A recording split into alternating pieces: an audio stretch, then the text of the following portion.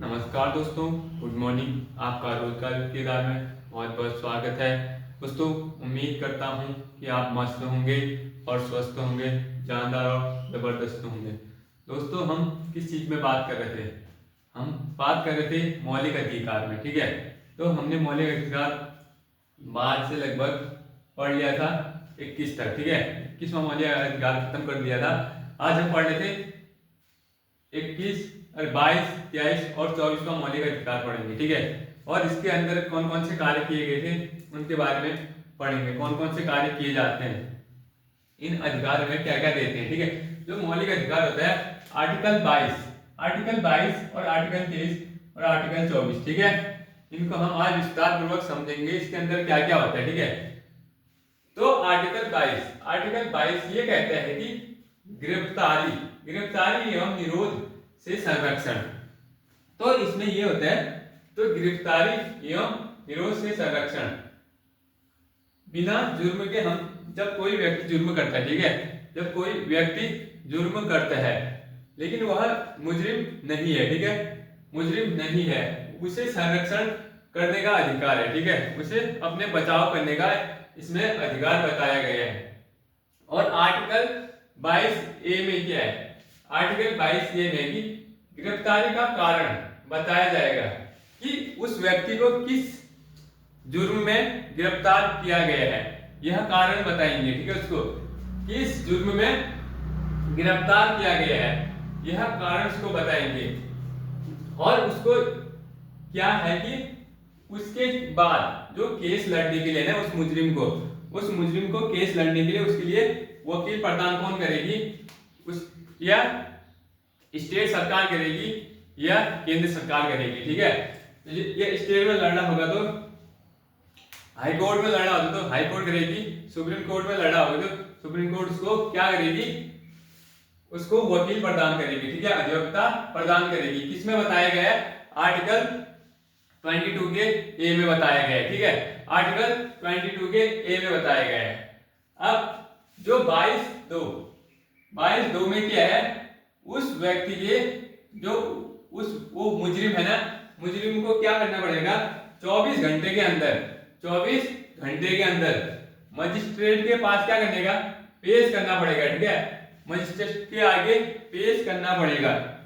ये 22(2) में ये बताया गया है कि उस मुजरिम को 24 घंटे के अंदर मजिस्ट्रेट के आगे पेश करना पड़ेगा। ठीक है, मजिस्ट्रेट के आगे पेश करना पड़ेगा। किसमें बताया गया है? 22(2) में बताया गया है। और 22(3) में ये बोला गया है कि जो विदेशी शत्रु है ना, विदेशी मुजरिम को यह अधिकार प्राप्त नहीं होगा। कौन सा अधिकार प्राप्त नहीं होगा?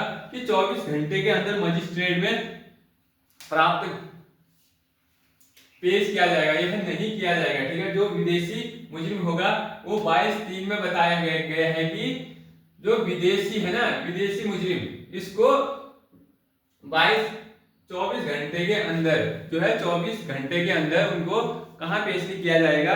उनको मजिस्ट्रेट में पेश नहीं किया जाएगा। कुछ भी हो सकता है उनके साथ। ठीक है, और यह 22(4) में निवारक एवं विरोध 3 माह, जो 3 माह का समय मिलेगा कि इस कार्य में क्या क्या होगा। ठीक है, इस कार्य में 3 माह से अधिक टाइम नहीं मिलेगा कि वह मुजरिम है या नहीं है। ठीक है, वह मुजरिम है या नहीं है, 3 माह के अंदर पूरा काम हो जाएगा। ठीक है, और 22(5) में 22 के 5 भाग 5 में यह बताया गया, कारण बताया जाएगा, यह कारण बताया जाएगा कि मुजरिम है या नहीं है। ठीक है, मुजरिम है यह नहीं है, और यह वह व्यक्ति पक्ष रख सकता है। ठीक है, जैसे वह अपना पक्ष रख सकता है। किसके अनुसार?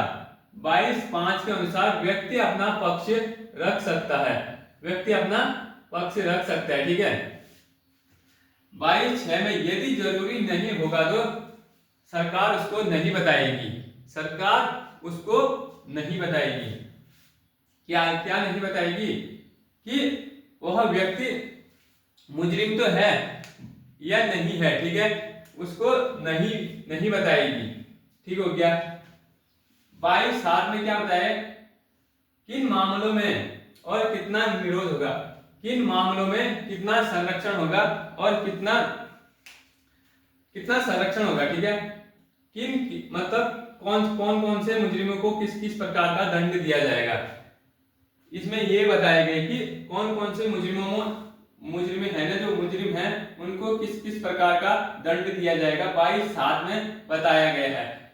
कौन सा मुजरिम जो क्या किया गया, चोरी किया गया है, इसमें कितना दंड दिया है, हत्या किया गया है, इसमें कितना दंड दिया जाएगा, यह कोर्ट क्या करेगी, दंड देगी।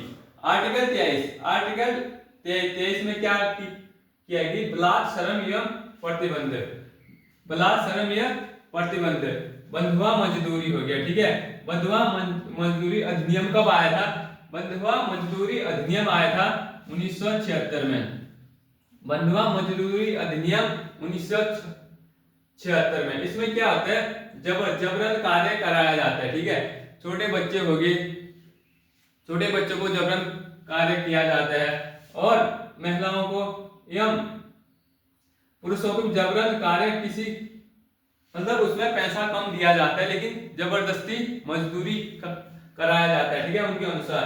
और न्यूनतम मजदूरी, इसमें न्यूनतम मजदूरी अधिनियम 1948, न्यूनतम मजदूरी अधिनियम, इसमें यह होता है कि एक व्यक्ति को न्यूनतम मजदूरी कार्य के अनुसार न्यूनतम मजदूरी रखी गई है, इससे कम मजदूरी नहीं दी जाएगी, इससे कम मजदूरी नहीं दी जाएगी।